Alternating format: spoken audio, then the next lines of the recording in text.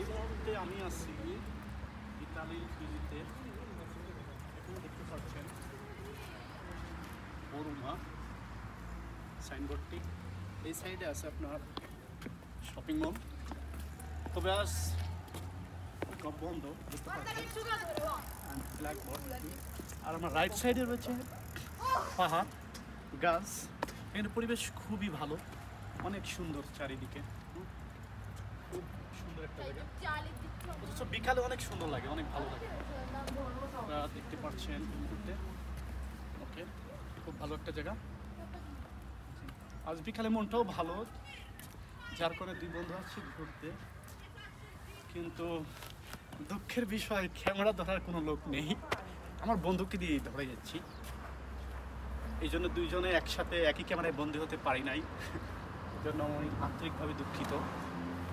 ওকে, আশা করি সামনে আমাদের দুই বন্ধুকে দেখতে পারবেন।